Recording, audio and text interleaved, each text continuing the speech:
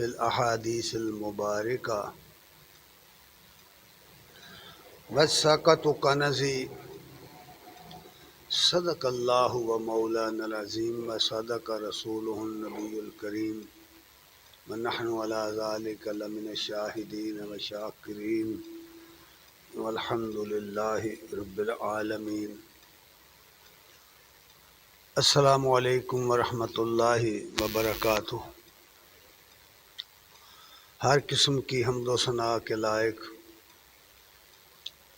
اللہ جل شانہ کی ذات کریم ہے،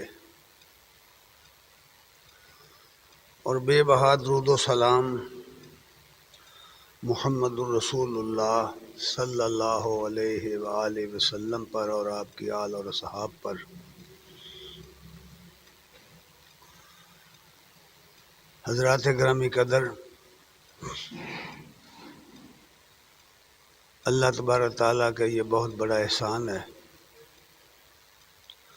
کہ اس نے ہمیں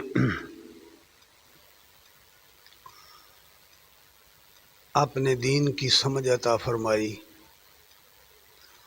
اور توفیق عطا فرمائی کہ ہم اس کے دین کو اس طریقے پر سمجھنے کی کوشش کریں جو اللہ تعالیٰ نے اپنے آخری رسول محمد الرسول اللہ صلی اللہ علیہ وسلم کے ذریعے ہمیں پہنچایا ہے۔ دین اسلام کے اندر زندگی گزارنے کے لیے بڑے اہم اور بنیادی اصول بیان کیے گئے ہیں۔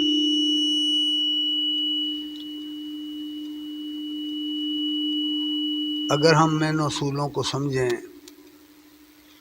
اور اپنی زندگی کا حصہ بنا لیں اور اپنی زندگی کا ان اصولوں کو سنگ میل بنا لیں تو بہت ساری غلطیوں سے اور بہت سارے نقصانات سے ہماری زندگی محفوظ ہو سکتی ہے۔ یہ اصول جو بیان کیے گئے ہیں ان میں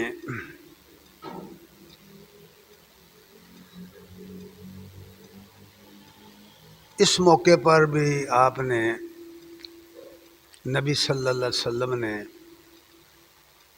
اپنی حدیث مبارکہ میں اپنے قول پاک میں ایک جملہ فرمایا ہے، اور اس میں بہت بڑی ایک حقیقت ہے جس کو بیان کیا گیا ہے، بلکہ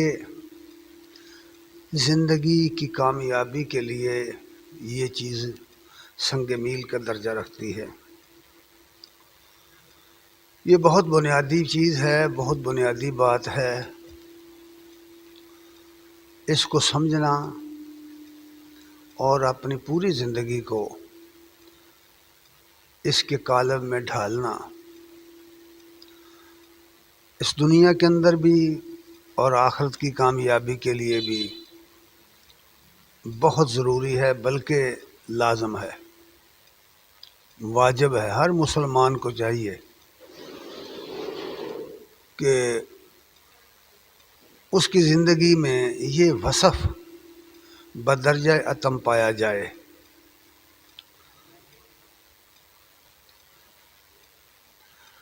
جو چیز نبی کریم صلی اللہ علیہ وسلم نے یہاں بیان کی ہے اسی کا ذکر قرآن مجید میں بھی مختلف مقامات پر کیا گیا ہے۔ تفصیلاً تو یہ مضمون نہیں بیان ہو سکتا کہ اس کی قرآن مجید میں بہت بڑی تفصیل پائی جاتی ہے، اور احادیث کی کتابوں میں بھی اس کی بہت زیادہ تفصیل موجود ہے، لیکن وقت کے تقاضے کے مطابق ہم اتنا ہی بیان کر سکتے ہیں جتنا بیان کرنے کی ہمیں وقت اجازت دے۔ نبی صلی اللہ علیہ وسلم کے اس فرمان کا مطلب یہ ہے، مساکت و کنزی، وساکت میرا خزانہ ہے۔ اور قرآن مجید کی جو آیت میں نے تلاوت کی ہے اس میں بھی اسی وساکت کی بات کی گئی ہے۔ سورہ المائدہ کی آیت نمبر 7 میں فرمایا ہے، وَاذْكُرُوا نِعْمَتَ اللَّهِ عَلَيْكُمْ مِيثَاقَهُ الَّذِي وَاثَقَكُم بِهِ۔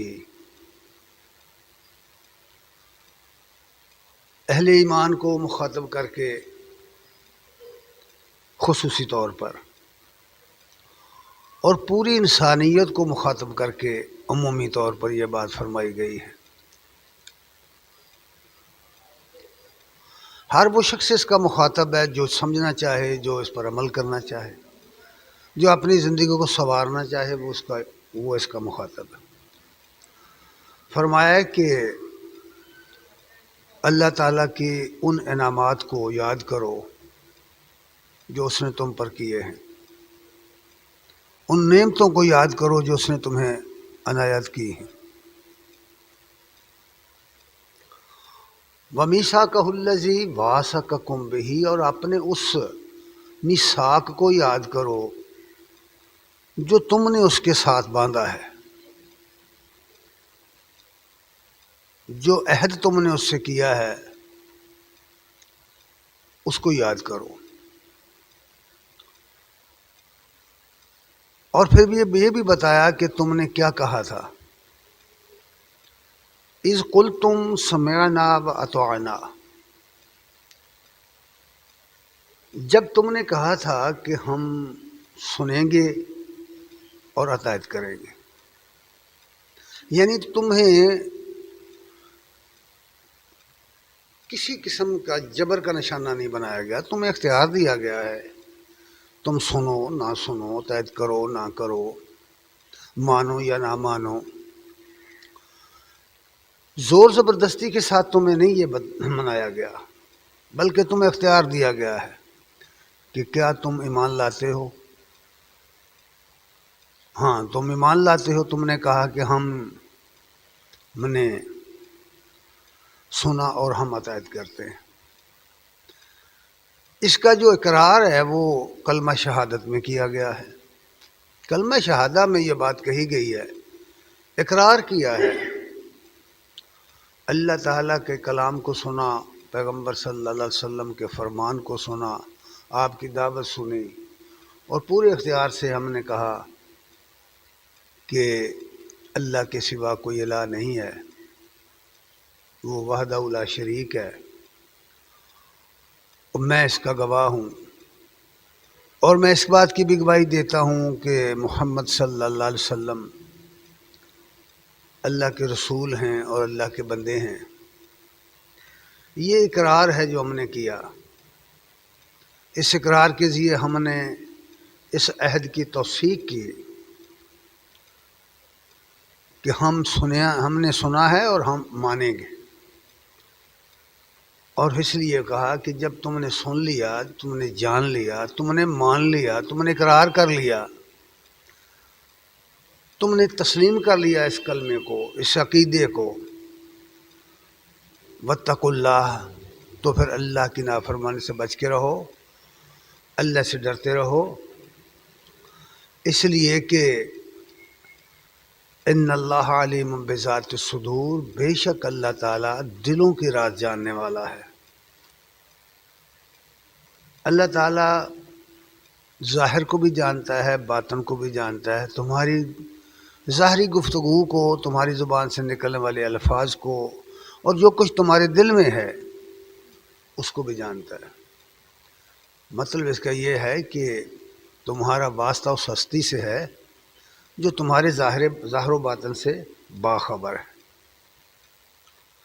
اس لیے جب تم نے خود اس کا میثاق باندھا ہے، تم نے خود اقرار کیا ہے، تو یہ اقرار ہی، یہ میثاق ہی دراصل وہ دولت ہے جو آدمی کو اس راہ پر گامزن کر سکتی ہے جو اس کی اصل منزل ہے۔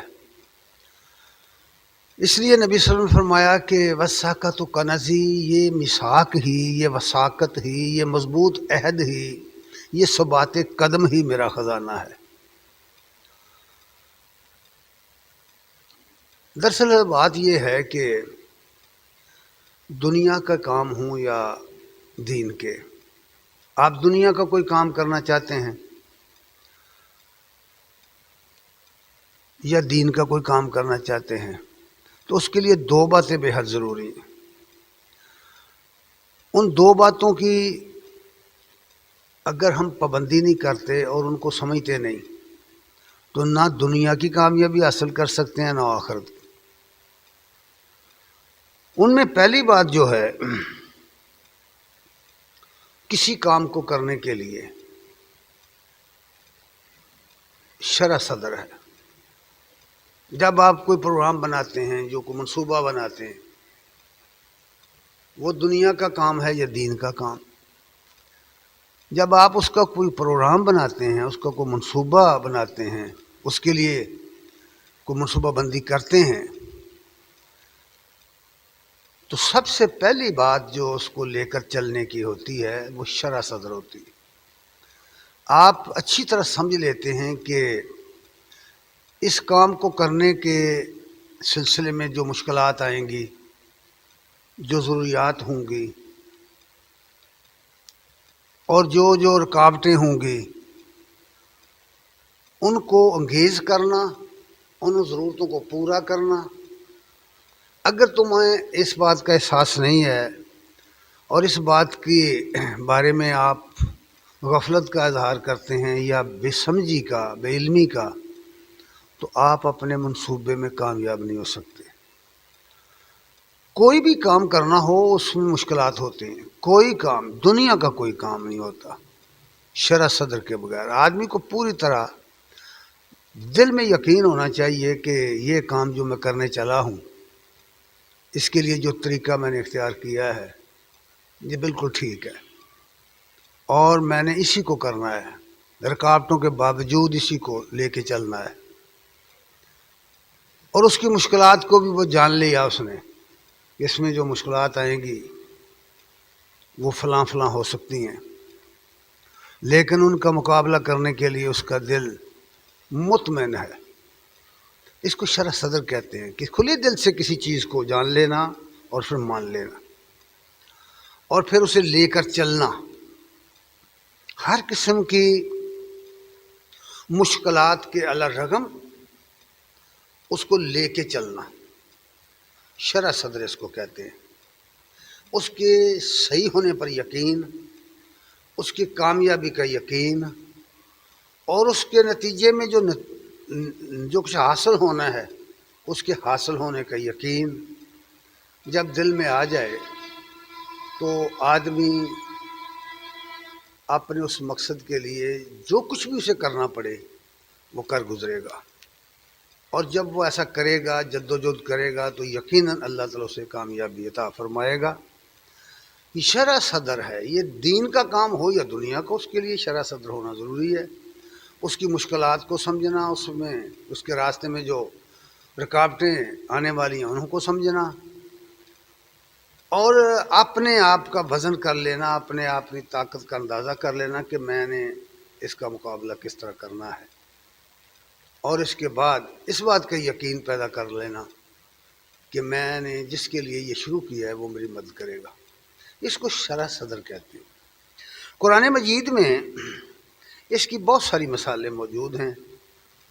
بڑے بڑے لوگ جو دنیا میں گزرے، بڑے بڑے رہنما، لیڈر گزرے، انبیاء آئے، ان کے حالات کا مطالعہ کریں تو یہ بنیادی چیز جو شرح صدر ہے یہ آپ کے سامنے آ جائے گی کہ کسی سے بھی یہ کام اس وقت تک نہیں ہو سکا اور کوئی شخص اس کے لیے تیار نہیں ہو سکا جب تک اسے شرح صدر نہیں حاصل ہوئی۔ میں کرنے کیا چلا ہوں، یا مجھے جو کچھ کہا گیا کہ یہ کرو، اس کی مشکلات کو دیکھ کر، اس کی رکاوٹوں کو دیکھ کر اس کے مخالفین کی طاقت کو دیکھ کر اگر دل بھینچ رہا ہے، گھبرا رہا ہے، تو آدمی ایک قدم بھی آگے نہیں چل سکتا۔ اس کے لیے شرح صدر کی ضرورت ہے۔ آپ جانتے ہیں کہ موسیٰ علیہ السلام جب مدین سے مصر واپس آ رہے تھے تو ان کے اہل و عیال بھی ساتھ تھے۔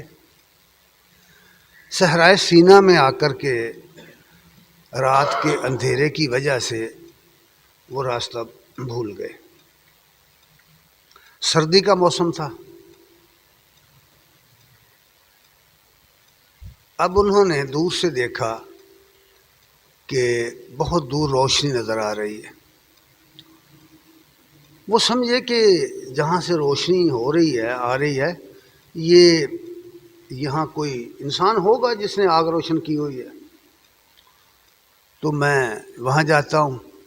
تو اپنے گھر والوں سے کہتے ہیں کہ تم یہاں ٹھہرو، میں وہاں جاتا ہوں، یا تو مجھے کوئی راستہ بتانے والا مل جائے گا جو مجھے راستہ بتا دے، اور یا پھر یہ ہے کہ میں وہاں سے کوئی آگ کا انگارہ لے آؤں گا تاکہ ہم تاپ کر سردی کو کم کر سکیں۔ وہ وہاں جاتے ہیں اور آواز آتی ہے کہ اے موسیٰ، یہ وادی مقدس ہے، اپنے جوتے اتار دو، اور جس کو تم نے آگ سمجھا ہے یہ آگ نہیں ہے، یہ اللہ کی طرف سے اس کی نوری مخلوق ملائکہ کا ظہور ہے۔ اور وہاں پھر وہ سارا پیغام دیتے ہیں۔ اللہ نے اسے رسول مقرر کر کے پیغام دیا ہے اور حکم دیا ہے فاذهب الی فرعون انہ طغی، جاؤ فرعون کے پاس ذرا یہ پیغام لے کر، اس لیے کہ وہ سرکش ہو گیا ہے۔ اب موسیٰ علیہ السلام جانتے ہیں کہ فرعون کون ہے، اس کی طاقت کیا ہے۔ وہ مصر سے آئے تھے، وہ مصر کے حالات سے واقف تھے، انہوں نے فرعون ہی کے گھر میں پرورش پائی تھی، وہ فرعون کے لاؤ لشکر کو بھی جانتے تھے، اور وہاں بنی اسرائیلی اس کی قوم جو تھی ان کی قسم پرسی کو بھی جانتے تھے، ان کی غلامی کے حال کو بھی جانتے تھے کہ کس طرح بری حالت ہے، ان کی غلام قوم ہے۔ فرعونیوں نے بنی اسرائیل کو غلام بنا رکھا اور بیگار لیتے ہیں، ان سب باتوں کا انہیں علم تھا۔ تو اب اتنی مشکل بات، اتنا مشکل حکم کہ فرعون کے پاس جاؤ اور انہیں اللہ سے ڈراؤ، اب اندازہ کریں یہ کتنا مشکل بات ہے۔ اور پھر یہ بھی انہیں معلوم تھا کہ میں وہاں مصر سے نکلا کیوں تھا، کہ قبطیوں ہی کا تو ایک آدمی ان کے ہاتھوں مارا گیا تھا، اور اسی کی وجہ سے انہوں نے اپنا وطن چھوڑا تھا۔ تو اب یہ ساری مشکلات سامنے تھیں کہ اگر میں جاتا ہوں تو مجھے تو پہلے اسٹیپ پر بھی وہ گرفتار کر لیں گے، اس کے لاؤ لشکر کا پتہ تھا۔ تو ذرا دیکھیے، غور کیجئے یہاں وہ کیا کہتے ہیں، کیونکہ اتنا مشکل کام تھا یہ کہ فرعون کے دربار میں جا کر ایک غلام قوم کا آدمی اسے پیغام دے اللہ کا، اور پیغام بھی یہ دے کہ اللہ سے ڈر جا۔ اتنا آسان بات نہیں ہے، اتنا آسان نہیں ہے، یہ بات بہت مشکل ہے۔ اس لیے وہاں دل کی جو کیفیت ہو رہی تھی، دوسرے لفظوں میں یوں کہہ لیجئے کہ دل بیٹھ رہا تھا، دل میں خوف تھا۔ وہاں دعا کرتے ہیں رب اشرح لی صدری ویسر لی امری واحلل عقدۃ من لسانی یفقہوا قولی، یہ بڑی مشہور دعا ہے ان کی۔ ہم اس دعا کو پڑھتے رہتے ہیں، دعائیں مانگتے رہتے ہیں، لیکن عملاً ہم اس کا مظاہرہ کبھی نہیں کرتے۔ دعا ہم پڑھتے ہیں کہ اے اللہ میرا سینہ کھول دے، مجھے سرا صدر عطا کر دے اس کام کے لیے جس کا تو نے مجھے حکم دیا ہے نا، کہ فرعون کے سامنے جا کر پیغام حق سنا دو، ایک جابر کے سامنے، ایک ظالم کے سامنے، ایک سر پھرے بادشاہ کے سامنے حکم خداوندی سنا دو۔ یہ اتنا آسان نہیں ہے، ہم بھی اس کی دعا کرتے رہتے ہیں۔ اب دل ڈرتا ہے نا، مخالف کی، دشمن کی قوت دیکھ کر دل گھبراتا ہے۔ تو یہاں جو بات کہی وہ کیا تھی کہ رب اشرح لی، میرا سینہ کھول، مجھے شرح صدر عطا کر، جو پیغام مجھے ملا ہے، جو حکم مجھے ملا ہے، اس کی برحق ہونے کا یقین، اس کے غالب ہونے کا یقین، اور اس کے ساتھ ہی اس بات کا یقین کہ جب میں اس راستے میں نکلوں گا تو تیری حفاظت میرے ساتھ ہوگی، یہ یقین پیدا کر دے میرے دل میں۔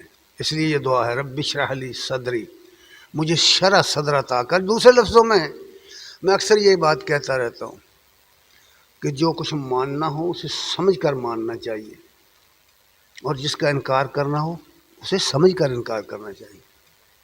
جب کسی چیز کو ہم سمجھ کر مانتے ہیں تو پھر کسی بھی قیمت پر اور کسی بھی قربانی کے بدلے اس کو چھوڑ نہیں سکتے۔ سمجھ کر جو بات ہم نے مان لی ہے، اور جس کو ہم نے سمجھ کر، غلط سمجھ کر، پوری طرح ایمان اور دیانت کے ساتھ ثابت کر لیا ہے کہ یہ غلط ہے، جب ہم سمجھ کر اس کا انکار کرتے ہیں تو پھر ہمیں کوئی منا نہیں سکتا اس کو۔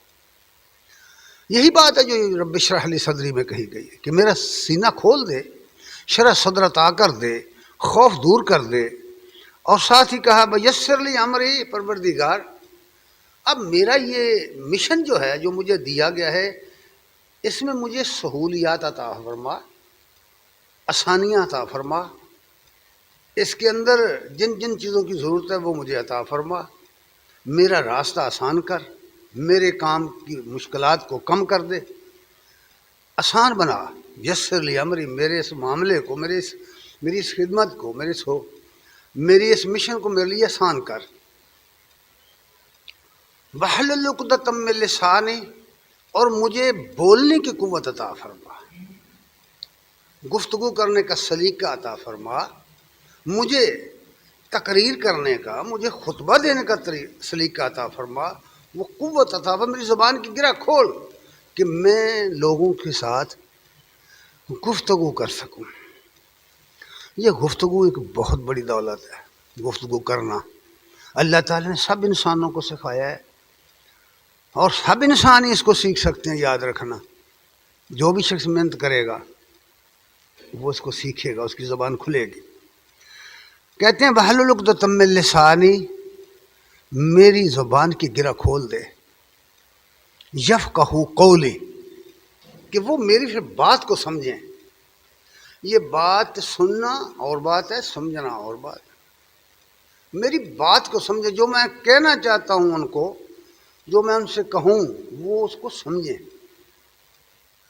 یہاں شرح صدر کی بات کی ہے، شرح صدر کا سوال کیا ہے کہ شرح صدر کے بغیر کوئی دنیا کا کام آدمی نہیں کر سکتا، اس کے لیے اپنا پیسہ خرچ نہیں کر سکتا، اپنی محنت نہیں صرف کر سکتا، اس راستے پہ نہیں چل سکتا، وہ کام دنیا کا ہو یا دین کو۔ کسی بھی کام کو کرنے کے لیے پہلی چیز شرح صدر ہے۔ نبی کریم صلی اللہ علیہ وسلم کے حالات زندگی کو پڑھ کر دیکھو،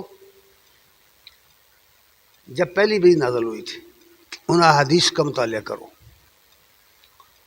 تو ان حدیث میں یہ بات بھی آئی ہے کہ جب نبی صلی اللہ علیہ وسلم اپنے زوجہ محترمہ خدیجۃ الکبریٰ رضی اللہ تعالیٰ عنہا کے پاس آئے ہیں تو کہتے ہیں مجھے اپنی جان کا خوف ہے، مجھے اپنی جان کا ڈر ہے۔ کیوں بھائی؟ پوری دنیا انسانیت، کوئی ایک آدمی بھی نہیں ہے دنیا میں اللہ اللہ کہنے والا، کوئی ایک بھی نہیں۔ ہر طرف کفر کے اندھیرے ہیں، شرک کی گھٹائیں ہیں، ہر طرف گناہ ہی گناہ ہے، تاریکی چھائی ہوئی ہے، کوئی دوسرا آدمی بات سننے والا نہیں ہے۔ ان حالات میں اٹھ کر یہ کہنا کہ مجھے اللہ نے نبی بنایا ہے، اتنا آسان نہیں ہے۔ اس لیے کہتے ہیں مجھے اپنی جان پر کا خطرہ ہے۔ انہوں نے بڑی تسلی سے کہا نہیں، آپ کو کوئی خطرہ نہیں۔ کیوں؟ آپ تو اچھے کام کرتے ہیں، کمزوروں کے کام آتے ہیں، آپ لوگوں کی خدمت کرتے ہیں، مہمان نواز ہیں۔ آپ کی چند اچھے کام گنوا کر کہا کہ آپ کو اللہ ضائع نہیں کرے گا، آپ بے فکر رہیے۔ تو پھر یہ نبی کریم صلی اللہ علیہ وسلم کو اللہ تعالیٰ نے موسیٰ علیہ السلام دعا کر رہے ہیں کہ میرا سینہ کھول دے. اللہ اپنے پیغمبر کو خود کہہ رہے ہیں الم نشرح لک صدرک، کہ ہم نے آپ کو شرح صدر عطا نہیں کی. دل کا جو خوف تھا، پوری قوم ایک طرف ہے، پوری دنیا ایک طرف ہے، ایک واحد شخص ہے، پوری دنیا میں ایک آواز. فرمایا کیا الم نشرح لک صدرک، کہ ہم نے تجھے شرح صدر عطا نہیں کی. شرح صدر ہی کا یہ کمال تھا کہ ببانگ دخل حق کہا، گھبراہٹ دور ہو گئی، خوف جاتا رہا. جس نے شرح صدر عطا کی ہے وہ مددگار بھی ہے. اللہ نے اعلان کر دیا یا ایھا الرسول بلغ ما انزل الیک من ربک، اے رسول جو کچھ تیرے رب نے تیری طرف اتارا ہے لوگوں کو پہنچا دے. وَإِن لَّمْ تَفْعَلْ فَمَا بَلَّغْتَ رِسَالَتَهُ، اور اگر تم نے لوگوں کو یہ نہیں پہنچایا تو حق کی رسالت ادا نہیں کیا. اور جہاں تک لوگوں کا تعلق ہے وَاللَّهُ يَعْصِمُكَ مِنَ النَّاسِ، اللہ تمہیں لوگوں کے تمہاری حفاظت اللہ کرے گا. اللہ نے اپنے نبی کی حفاظت خود اپنے ذمہ لی اور کہا، احسان جتایا ہے کہ کیا ہم نے تجھے شرح صدر عطا نہیں کی، کہ شرح صدر کے بغیر اس راستے میں ایک قدم نہیں چل سکتا. انسان ایک قدم اس راستے میں نہیں چل سکتا. تو یہ پہلی چیز ہے بھائی شرح صدر. اور سورہ زمر میں عام طور پر لوگوں کے لیے فرمایا ہے، جو عام لوگ ہیں ہم اور آپ. فرمایا آیت نمبر 22 ہے، سورہ زمر آیت نمبر 22. فرمایا افمن شرح اللہ صدرہ للاسلام فہو علی نور من ربہ، بھلا بتاؤ کہ وہ شخص جس کو اللہ تعالیٰ نے شرح صدر عطا کی ہے، جس کا سینہ اللہ نے اسلام کے لیے کھول دیا ہے، اسلام کے لیے سینہ کھول دیا. اسلام یعنی پوری دنیا جو ہے جس کی مخالف ہے، جس بات کی مخالف ہے، اس کے اندر ایک آدمی اٹھتا ہے اور اسے وہ دین کی سمجھ ملتی ہے، اسلام کی سمجھ ملتی ہے، وہ شرح صدر کے ساتھ اس پر عمل کرتا ہے. ایک یہ شخص ہے. ساتھ ہی یہ بھی کہا کہ فہو علی نور من ربہ، کہ وہ اپنے رب کی طرف سے ایک روشنی لیے ہوئے آیا ہے، اسے ایک نور ملا ہے، علم کا نور، عقل کا نور، فہم و فراست کا نور. یعنی اس نے کسی چیز کو تقلیداً نہیں اختیار کیا، سوچ کر سمجھ کر عقل اور فہم و فراست کے ساتھ علم حاصل کر کے اس کو اختیار کیا ہے. اس لیے فرمایا کہ ایک طرف ہے یہ شخص جس کو شرح صدر حاصل ہو گئی ہے اسلامی نظام کے لیے کام کرنے کی، غلبہ اسلام کے لیے کام کرنے کی، اسلامی دین کو دنیا میں غالب کرنے کے لیے جد و جہد کرنے کی شرح صدر حاصل ہو گئی. اب اس نے اپنی جان مال ہر چیز اس پر لگا دی. وہ یقین ہو گیا ہے اسے کہ یہی کامیابی کا راستہ ہے. دنیا میں اگر وہ بظاہر ناکام بھی ہوتا نظر آئے، کوئی بھی نہ اس کی دعوت کو مانے، تو آخرت اس کی سنور گئی. وہ آخرت میں کامیابی حاصل کرے گا، اللہ کی رضوان حاصل کرے گا. یہ یقین ہے. فرمایا ایک طرف ہے یہ شخص. قرآن مجید کا کمال یہ ہے کہ وہ چیزوں کو بیان جب کرتا ہے تو بالکل ایک دوسرے کے سامنے رکھ کر کرتا ہے، مقابلتاً کرتا ہے، تاکہ سمجھنے والے کو، سننے والے کو آسانی سے بات کی سمجھ آئے. فرمایا دوسری طرف وہ لوگ ہیں، ایک اور دوسرا شخص بھی ہے. فَوَيْلٌ لِّلْقَاسِيَةِ قُلُوبُهُم مِّن ذِكْرِ اللَّهِ. دوسری طرف وہ ہیں کہ جن کے سامنے یہ قرآن آیا، جن کے سامنے یہ قول نصیحت آیا، جن کے سامنے یہ تذکیر آئی، یہ یاد دہانی آئی، انہوں نے بھی اس کو پڑھا، اس کو سنا، اس کو سمجھنے کی کوشش کی، لیکن دل سخت ہو گئے. حالات و واقعات نے، ماحول کے دباؤ نے، معاشرے کے دباؤ نے، دیواریں کھڑی کر دیں اس کے سامنے، مفادات کے لالچ نے وہ نور اس کے دل میں نہیں اترنے دیا جو اللہ نے اپنے کلام میں رکھا ہوا ہے، جو اللہ نے اپنے علم وحی میں رکھا ہوا ہے۔ اس لیے فرمایا کہ ان کا دل اللہ کی یاد سے سخت ہو گئے۔ نصیحت تو سن لیا لیکن دل سخت ہو گیا، اثر نہیں ہو رہا۔ دل پتھروں سے سخت ہے، گوشت کا ٹکڑا ہے لیکن پتھر سے زیادہ سخت ہے۔ ثم قست قلوبکم، اللہ نے بنی اسرائیل کو کہا تھا تمہارے دل پتھروں او اشد قسوہ، تمہارے دل پتھروں سے بھی سخت ہو گئے ہیں، تمہارے دل سخت ہیں اور پتھروں سے بھی زیادہ سخت ہیں۔ حالانکہ پتھروں کے اندر سے تو پانی نکل پڑتا ہے خوف خدا سے، دل ایک ایسی چیز ہے۔ فرمایا یہ ایسے دل، ایسے لوگ جہنمی ہیں۔ اللہ کا قول تو غلط نہیں ہو سکتا۔ اب تو یہ ہمیں دیکھنا ہے نا کہ ہم ان دونوں گروہوں میں سے کس کے اندر ہیں۔ ان کے لیے وائل ہے، جہنم ہے، اور ساتھ ہی یہ بھی کہہ دیا وَأُولَٰئِکَ فِي ضَلَالٍ مُبِینٍ، ان کے گمراہ ہونے میں کوئی شک و شبہ نہیں ہے۔ یہ لوگ، اس طرح کے لوگ جن کے سامنے اللہ کی کتاب آئی، اللہ کے رسول کا پیغام آیا، اللہ کے رسول کی سیرت آئی، وہ نظام آیا، لیکن اس کے باوجود دل سخت ہو گئے، نہیں قبول کیا، شرح صدر نہیں حاصل ہوئی۔ فرمایا ان کے گمراہ ہونے میں کوئی شک نہیں، یہ سری گمراہ لوگ ہیں۔ یہ ایسی چیزیں نہیں ہیں جو پتہ نہ چلے، معاشرے کے اندر چلتے پھرتے ہوئے پتہ چلتا ہے کون سیدھا جا رہا ہے، کون غلط جا رہا ہے، عقیدہ کس کا درست ہے، عمل کس کا درست ہے، یہ سب چیزوں کا پتہ ہوتا ہے لوگوں کو۔ یہ پہلی چیز ہے کہ شرح صدر کے بغیر کوئی کام نہیں ہو سکتا، یہ بس سمجھ لیجئے، یہ پہلی بات ہے۔ آپ جو کچھ بھی دنیا میں کرنا چاہتے ہیں، وہ دنیا کا کوئی کام ہو، آپ کا کوئی دنیاوی منصوبہ ہو یا دین کا کوئی کام ہو، اگر اس کے لیے آپ کو شرح صدر حاصل نہیں ہے تو وہ کام آپ نہیں کر سکتے۔ یہ پہلی بات ہے۔ دوسری بات جو ہے وہ وثاقت ہے، جس کا ذکر اس حدیث کے ٹکڑے میں کیا گیا ہے۔ فرمایا وثاقت کنزی، نبی صلی اللہ علیہ وسلم کا یہ فرمان سنو غور سے، ایک چھوٹا سا جملہ ہے۔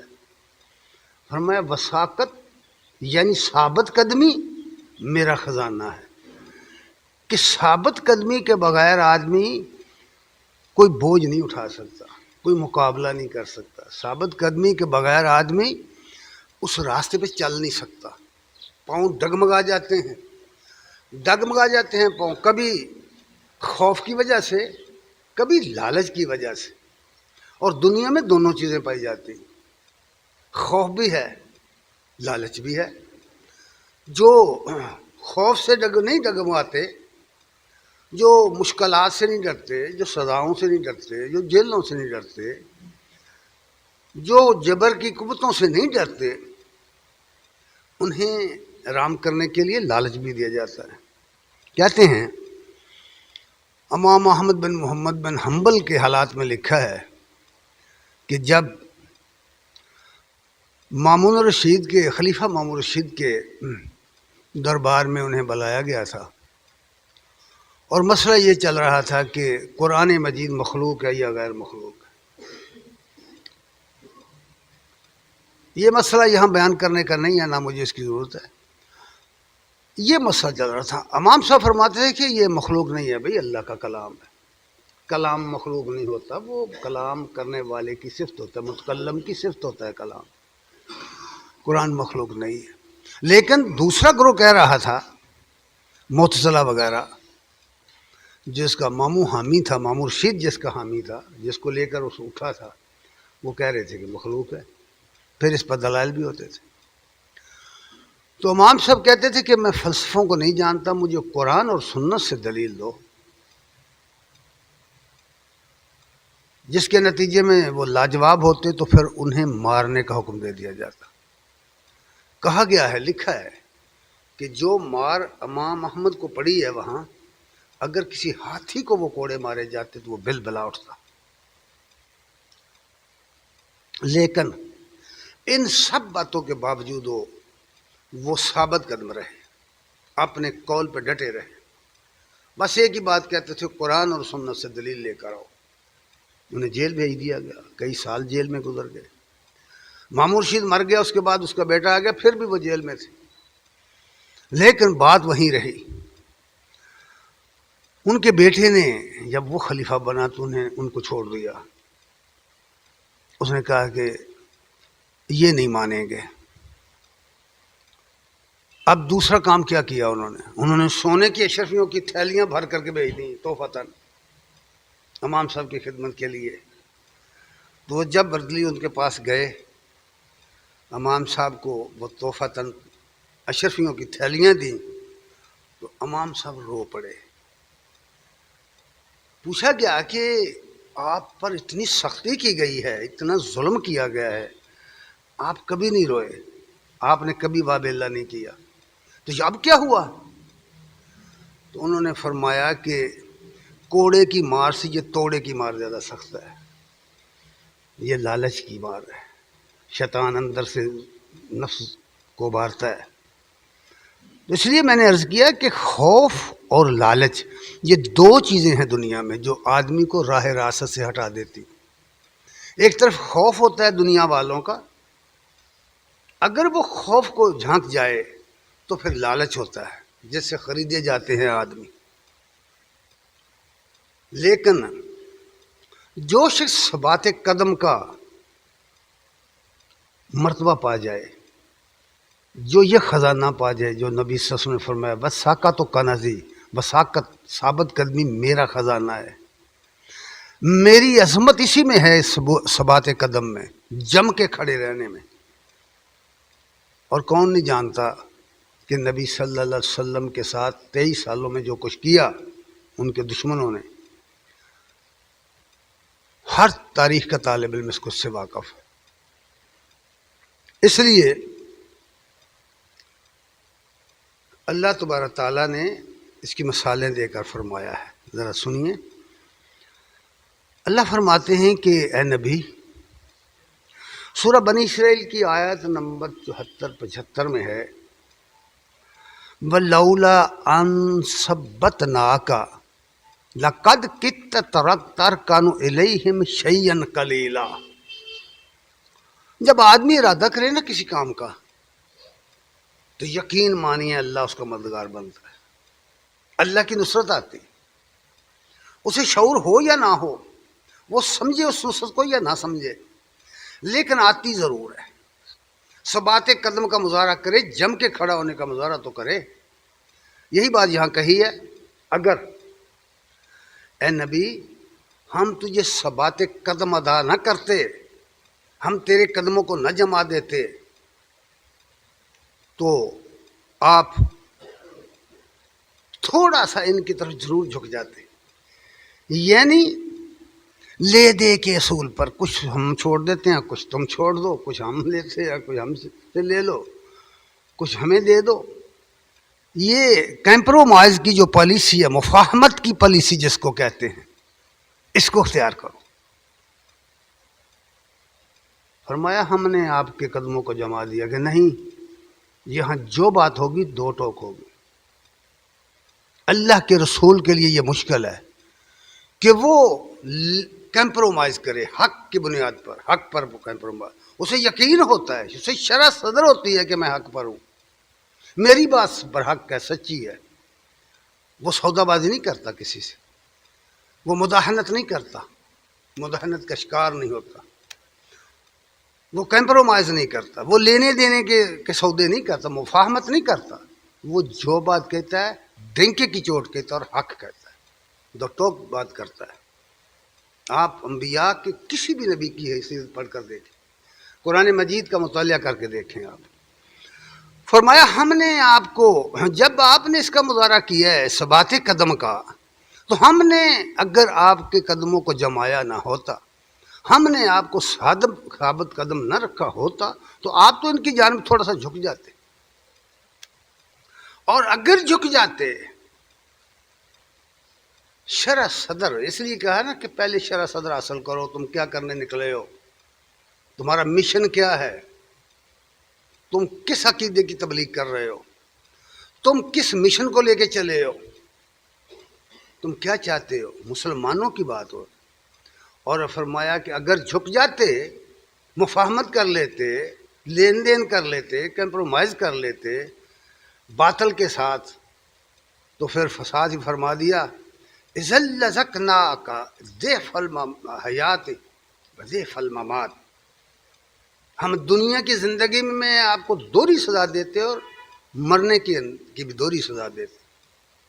یہ اللہ کا معاملہ ہے، اللہ یہ نہیں دیکھتا کون ہے سامنے، اس کا پیغام برحق ہے، اس نے حکم دیا ہے اپنے رسولوں کو، اٹھو، اٹھ کر میرا پیغام پہنچاؤ، اور اس کے لیے فرمایا میں تمہارے ساتھ ہوں۔ آپ نے فرمایا نا، غار ثور میں تھے، دشمن نے تلاش کرتے کرتے غار ثور پر آ گئے،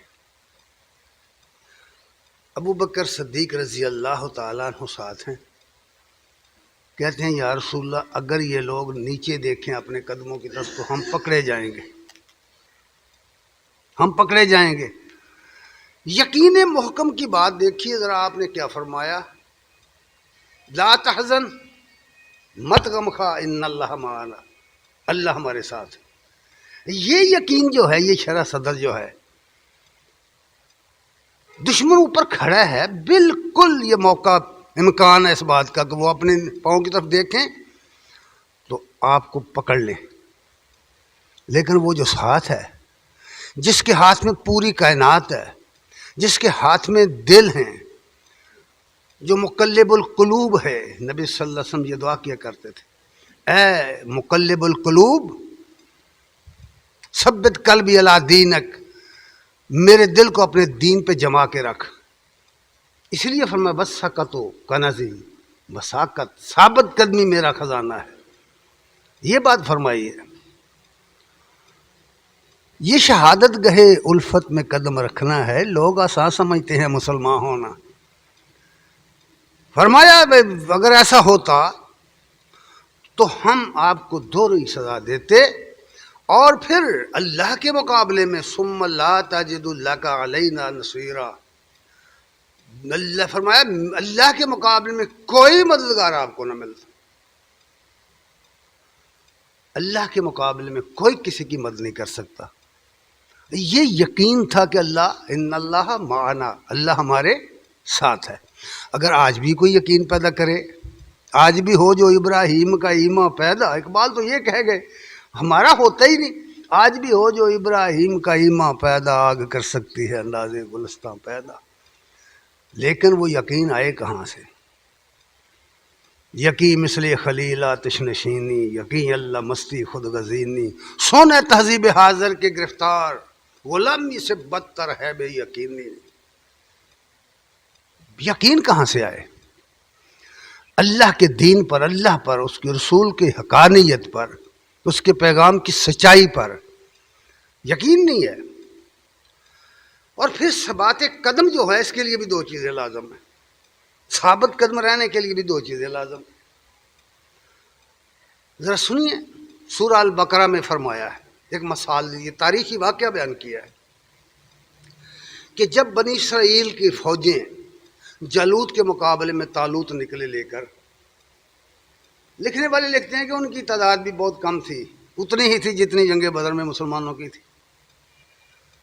تو جب وہ نکلے، ان کا ذکر اشارہ کرتے ہوئے فرمایا وَلَمَّا بَرَزُوا لِجَالُوتَ، لِجَالُوتَ وَجُنُودِهِ، جب وہ نکلے، وہ اہل ایمان نکلے جالوت اور اس کے لشکروں کا مقابلہ کرنے کے لیے نکلے، تو اس وقت انہوں نے ان کی طاقت کو دیکھ کر، ان کے اسلحہ کو دیکھ کر، ان کی فوجیں دیکھ کر، ان کی کثرت کو دیکھ کر، اپنی قلت کو دیکھ کر دعا کی۔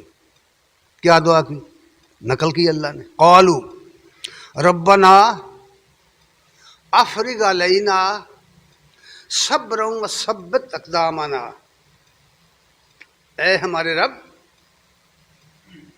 ہمارے اوپر صبر کی کیفیت ڈال، جم کے کھڑے ہونے کی، وثبت اقدامنا، اور اب ہمارے قدموں کو ثابت رکھ، ہمیں ثابت قدم رکھ۔ مقابلے کے اندر ثابت قدم رہنا وہی شخص رہ سکتا ہے جس نے سوچ کر دین اختیار کیا ہو، جس نے سوچ کر سمجھ کر دین کو اختیار کیا ہو۔ یہ جو رسمیں ہیں نا، نماز پڑھی، جمعہ پڑھ لیا، عید پڑھ لی، کبھی پڑھ لیا کبھی نہ، بھائی یہ رسمیں ہیں بھائی، یہ سمجھی ہوئی باتیں نہیں ہیں، معذرت کے ساتھ یہ سمجھی ہوئی باتیں نہیں ہیں۔ اگر سمجھی ہوئی باتیں ہوں تو یہ خلا ہمارے کریکٹر میں نہیں آ سکتا، یہ خلا ہمارے کردار میں پیدا ہو ہی نہیں سکتا، ممکن نہیں ہے یہ بات۔ ہم نے سمجھا ہی نہیں، ہم نے دین کب سمجھا؟ ہم نے تو اس کو مذہب سمجھا ہوا ہے، چلو کسی دن جمعہ پڑھ لیتے ہیں، کسی دن فلاں نیکی کا کام کو کر لیتے ہیں، چلتے چلتے نماز پڑھ لیتے ہیں۔ سمجھا کب ہے اسلام کیا ہے؟ یہ تو ایک تحریک ہے، غلبہ اسلام کی تحریک ہے، دنیا میں علیہ کلمت اللہ کی تحریک ہے۔ یہ تو شیطانی نظام کو ختم کر کے اس کی جگہ نظام اسلام کو غالب کرنے کی تحریک تھی، اس وقت بھی تھی، آج بھی ہے۔ اس لیے فرمایا ربنا افرغ علینا صبرا وثبت اقدامنا۔ یہ کس وقت دعا کی ہے؟ ہم مسجدوں میں بیٹھ کے دعائیں کرتے ہیں، یہ مسجدوں میں بیٹھ کے، نہ کسی کے ساتھ ہمارا کوئی مقابلہ، نہ کسی کے ساتھ، تو وہ تو آمنے سامنے فوجیں کھڑی ہیں نا، دشمن کے سامنے آمنے سامنے کھڑے ہو کر دعا کرو نا، پھر پتہ چلے بھاگتے ہو کہ نہیں۔ ربنا افرغ علینا صبرا وثبت اقدامنا فانصرنا علی القوم الکافرین، اور ان منکرین حق کے مقابلے میں ہماری مدد فرما۔ یہ ہے اصل بات، ثبات قدم اس کو کہتے ہیں۔ اور دوسری چیز یہ ہے آدمی کی، یہ جو چیز ہم بیان ہوئی، اور بھی بہت ساری یاد نہ، لیکن اتنا وقت نہیں ہے۔ یہ داخلی کیفیت ہے انسان کی، اپنے اندر کی کیفیت، من کی کیفیت ہے، یہ دل کی کیفیت کی بات ہو رہی ہے۔ دل اتنا مضبوط ہونا چاہیے، اور سمجھ اور فہم و فراست کے اندر یہ چیز اتری ہوئی ہونی چاہیے۔ یہ دل کی بات تھی، اب آگے آئیے۔ اس کو جو چیز باہر سے تقویت دیتی ہے، اندر والی چیز کو، من کی چیز کو جو باہر کی چیز تقویت دیتی ہے، سہارا دیتی ہے، وہ کیا ہے؟ قرآن مجید میں اس کو بیان کیا گیا۔ وجہ اس کی یہ ہے، آپ جانتے ہیں کہ نبی کریم صلی اللہ علیہ وسلم نے اپنی زندگی میں غزوات اور سریات جو کیے ہیں، جنگیں جو لڑی ہیں، جو جنگیں آپ کو پیش آئیں ہیں کفار کے ساتھ، ہر 23 دن کے بعد ایک جنگ بنتی، 23 سالوں میں، گویا کہ ہر وقت ہی حالت جنگ میں رہے ہیں، اور تقریباً 83 جنگیں ہیں، چھوٹی بڑی۔ اب یہ جنگیں جو تھیں، کیا سمجھے آپ کہ آپ نے کوئی فوج بھرتی کی ہوئی تھی؟ کوئی حکومت کا نظام تھا جس کے ٹیکس آتے تھے اور پیسہ آتا تھا، جس کے ذریعے فوجوں کو، حصہ لینے والوں کو، جنگ میں حصہ لینے والوں کو تنخواہیں دی جاتی تھی، ان کو مراعات دی جاتی تھی؟ کیا سمجھے آپ؟ یہاں تو جتنے لوگ تھے سب فی سبیل اللہ آئے تھے، آپ خود ہی نہیں آئے تھے، اپنا مال لے کے آئے تھے۔ جب بھی کوئی جنگ پڑتی تھی اس کے لیے اپیل ہوتی تھی اللہ کے رسول کی طرف سے، آؤ بھائی، خود بھی آؤ اور اپنا مال بھی لے کر آؤ۔ کیا کرنا ہے؟ غلبہ دین کے لیے، منکرین اسلام کے خلاف جنگ برپا ہے۔ یہی بات ہے یا کوئی اور بات ہے؟ یہ سلسلہ آپ نے بڑا سنا ہے، اس واقعات کو لوگ بہت اس کو بیان کرتے ہیں کہ ابو بکر صدیق رضی اللہ تعالیٰ عنہ گھر کا سارا سامان لے آئے تھے، سنا ہے نا؟ کب لے آئے تھے بھلا؟ اس کا نہیں پتا۔ غزوہ تبوک کے موقع پر یہ سب کچھ ادا کر دیا تھا۔ غزوہ تبوک کے موقع پر جھولیاں بھر بھر کر اشرفیاں سونے کی لائے تھے عثمان رضی اللہ تعالیٰ، اور آپ اتنے خوش ہو گئے تھے، فرمایا آج کے بعد عثمان کو کوئی چیز نقصان نہیں پہنچائے گی۔ عبد الرحمن بن عوف، اور یہ تو پھر مالدار لوگ تھے نا، چلیے جو غریب آدمی تھا اس کی حالت دیکھو، ابن کثیر نے ایک صحابی کا نام لکھا ہے کہ عقیل ان کا نام تھا، کچھ بھی نہیں تھا ان کے پاس، لیکن جذبہ ایمانی تھا. تو وہ رات کے وقت ایک یہودی کے پاس گئے اور اسے کہا کہ اگر آپ کے پاس کوئی مزدوری ہو تو میں کرنے کو تیار ہوں. اس نے کہا ہاں، یہ کنویں سے ڈول بھرو اور میرے درختوں کو ڈالو. کھجور کے باغات تھے. ساری رات وہ یہ کام کرتے رہے، مزدوری کرتے رہے. اس لیبر کے نتیجے میں کھجوروں کا جو ایک دو ٹوپا انہیں ملا، کھجوروں کا جو ان کی جھولی میں پڑ گئی تھی، وہ لے کر آئے تو گھر نہیں گئے.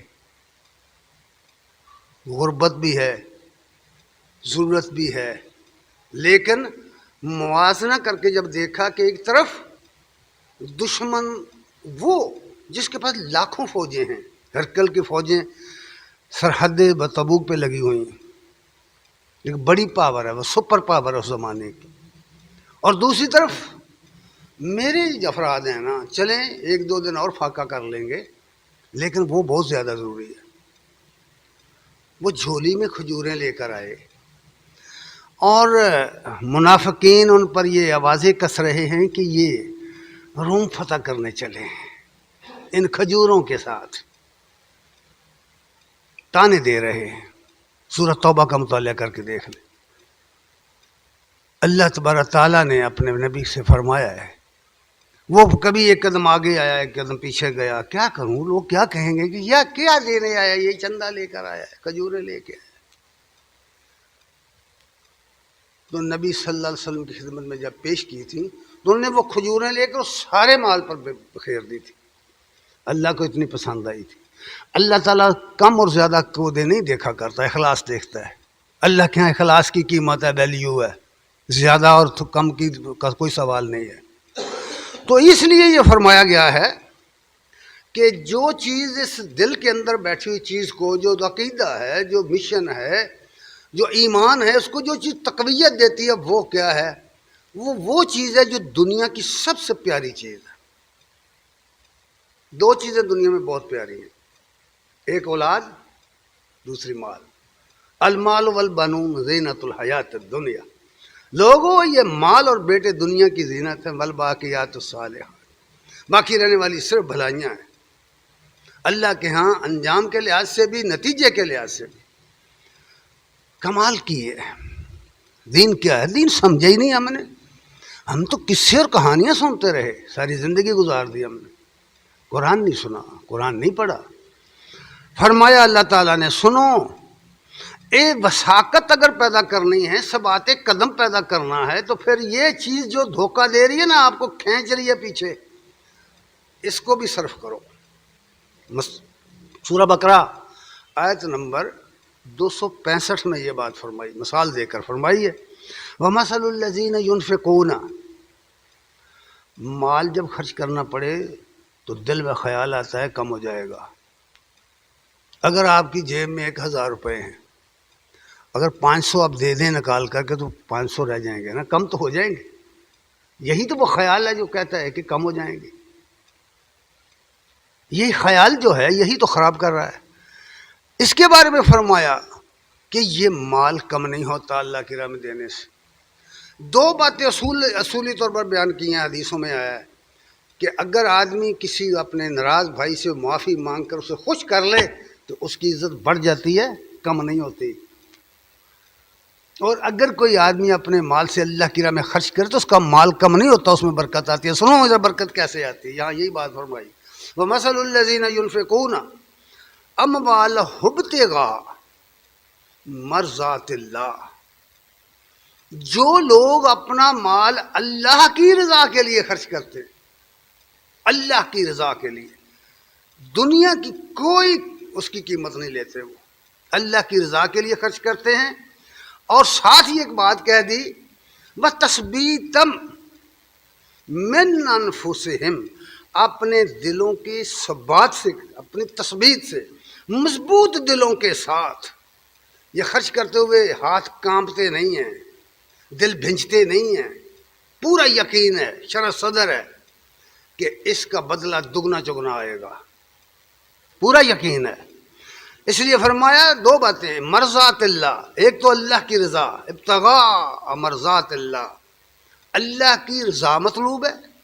دوسرا بات تثبیت من انفسہم، اپنے دلوں کے ثبات سے، اپنے دلوں کے تثبیت سے، اپنے دلوں کی ثابت قدمی سے پوری طرح جم کر وہ خرچ کرتے ہیں. تو پھر ان کی مثال بیان کی کہ یہ ہیں وہ لوگ جن کو اللہ بدلہ کیسے دیتا ہے. کمثل جنت بربوۃ اصابھا وابل، ان کی مثال ایسے ہے جیسے اونچے مقام پر، بلندی پر، کسی ٹبے پر، کسی چٹانوں والے جگہ پر ایک باغ ہو، اسے نہر کا پانی سراب نہ کر سکے تو اللہ کی طرف سے اس پر بارش برسے، بارش کے ذریعے اس کے پھل دگنے ہو جاتے ہیں.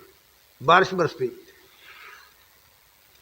اصابھا وابل، اس کو بارش برستی ہے تو کیا ہوتا ہے، فأتت اکلھا ضعفین، تو وہ اپنا پھل دگنا دے دیتا ہے.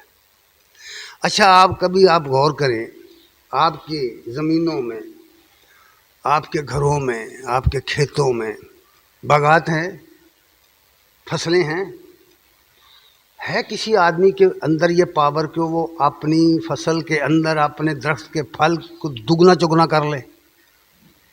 کوئی ٹیکنیک ہے ایسی؟ کہ اگر اللہ نہ کرنا چاہے بتاؤ کیا کرو گے؟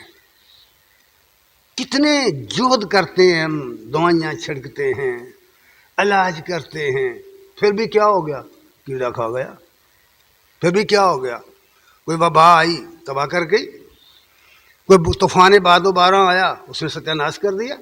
ہے کوئی طاقت روک لینے والی؟ کیا ہم جانتے نہیں ان باتوں کو؟ فرمایا نہیں، جب اس کی راہ میں کوئی شخص اس طرح نکلتا ہے نا تثبیت قلب کے ساتھ اور ذات الہی کی تلاش میں، وہ اللہ کے لیے خرچ کرتا ہے تو پھر اللہ اس باغ پر بارش برسا دیتا ہے جس کو پانی سراب نہیں کر سکتا، تو وہ دگنا پھل لے کر آتا ہے. اور اگر بارش نہ برسے تو کمال کی بات یہ کہہ دی فَإِن لَّمْ يُصِبْهَا وَابِلٌ، اگر بارش نہیں ہوئی فَطَلٌ، تو اس کے لیے شبنم ہی کافی ہو جاتی ہے. شبنم ہی کافی ہو جاتی ہے. اور یہ بھی دیکھا ہے ہم نے، مشاہدہ کیا، یہ مشاہدے کی باتیں میں کر رہا ہوں. اس کے لیے شبنم کافی ہو جاتی ہے. پھر فرمایا وَاللَّهُ بِمَا تَعْمَلُونَ بَصِيرٌ، اللہ دیکھتا ہے تم کس ارادے کے ساتھ، کس اخلاص کے ساتھ، کس نیت کے ساتھ یہ عمل کر رہے ہو. اللہ کو نہیں دھوکہ دیا جا سکتا، ہم لوگوں کو دے سکتے ہیں، اپنے آپ کو بھی دے سکتے ہیں. اور پھر یہ بھی بتایا کہ یہ جو وساقت ہے، وساقت کنزی، وساقت میرا خزانہ ہے. نبی صلی اللہ علیہ وسلم کی یہ حدیث جو ہے، فرمایا یہ خزانہ جو ہے یہ ملتا کہاں سے ہے؟ کیا چیز ہے جو اس کی اصل بنیاد ہے؟ وساقت کی، ثابت قدمی کی اصل بنیاد کیا ہے؟ اللہ تعالی نے قرآن میں اس کو بیان کیا ہے، مثال دے کے بیان کیا ہوا. سورہ ابراہیم آیت نمبر 27، اللہ فرماتے ہیں یثبت اللہ الذین آمنوا، یثبت اللہ الذین آمنوا بالقول الثابت. اللہ تعالیٰ ان لوگوں کو جو ایمان لائے ہیں قول ثابت کے ساتھ ثابت قدم رکھتے ہیں. وہ کیا ہے قول ثابت؟ لا الہ الا اللہ، اللہ کے سوا کوئی بھی نہیں ہے. اللہ کے سوا الہ نہیں ہے کوئی بھی، مشکلیں حل کرنے والا نہیں ہے کوئی بھی. یہ یقین جو ہے یہ قدموں کے اندر ثبات پیدا کرتا ہے، ثابت قدمی پیدا کرتا ہے، یقین پیدا کرتا ہے، شرح صدر پیدا کرتا ہے. اس لیے یثبت اللہ الذین آمنوا بالقول الثابت فی الحیات الدنیا وفی الآخرہ، اس دنیا کے اندر بھی اور آخرت کے اندر بھی. جب آخرت کا موازنہ شروع ہوگا، محاسبہ شروع ہوگا، وہاں جو حالت ہوگی، میدان حشر میں جو حالت ہوگی، نفسی نفسی جب لوگ پکاریں گے، تو یہی لوگ جو یہاں ثابت قدم رہے، اطمینان قلب سے زندگی گزاری جنہوں نے، اور اس راستے پہ چلتے رہے جو اللہ اور اس کے رسول نے متعین فرمایا ہے، وہاں بھی یہ ثابت قدم رہیں گے، گھبرائیں گے نہیں۔ ان اولیاء اللہ لا خوف علیہم ولا هم یحزنون الذین آمنوا وکانوا یتقون، بے شک اللہ کے دوست نہ غم کھاتے ہیں نہ حزن اٹھاتے ہیں، اور کون ہیں وہ؟ الذین آمنوا، وہ لوگ جو ایمان لائے، وکانوا یتقون، اور جو انہوں نے اللہ کی نافرمان سے بچ کے زندگی گزاری، وہ لوگ ہیں، نشاندہی کی ہوئی ہے۔ اور پھر فرمایا کہ لیکن یاد رکھو جو اس رات کو چھوڑ جائے، نہ مانے، اللہ کے ساتھ شرک کرے، ظالم بن کر دنیا میں رہے، اپنی جان پر ظلم ڈھاتا رہا، لوگوں پر ظلم ڈھاتا رہا، لوگوں کو حق سے دور کرتا رہا، شرک کرتا رہا، یذل اللہ الظالمین، اللہ تعالیٰ ظالموں کو سیدھی راہ نہیں دکھاتا، گمراہ کر دیتا ہے، انہیں ان کی رسی دراز کر دیتا ہے، بھیا مدہم فی طغیانہم یعمہون، ان کی رسی دراز کر دیتا ہے، بھٹکتے رہیں دنیا میں۔ اور فرمایا یفعل ما یشاء ویفعل اللہ ما یشاء، اور یہ سب کچھ اس کی مشیت کے تحت ہوتا ہے، وہ جو چاہتا ہے کرتا ہے، اسے کوئی پوچھنے والا نہیں ہے۔ اس لیے آخر میں ایک اور حدیث بیان کر کے بات ختم کرتا ہوں۔ جب امیر المومنین خلیفہ بلا فصل صدیق اکبر رضی اللہ تعالیٰ عنہ کی بیعت ہوئی، مسلمانوں نے جب انہیں خلیفہ بنایا تو وہ خطبہ دینے کے لیے جب مسجد نبوی میں ممبر پر چڑھنے لگے تو ان سے پہلے عمر رضی اللہ تعالیٰ عنہ ممبر پر کھڑے ہو گئے، اور انہوں نے ایک دو باتیں کہیں، ذرا سنتے جائیے۔ انس بن مالک رضی اللہ تعالیٰ عنہ صحابی رسول ہیں، ان کا یہ قول امام زہری نقل کر رہے ہیں۔ وہ کہتے ہیں کہ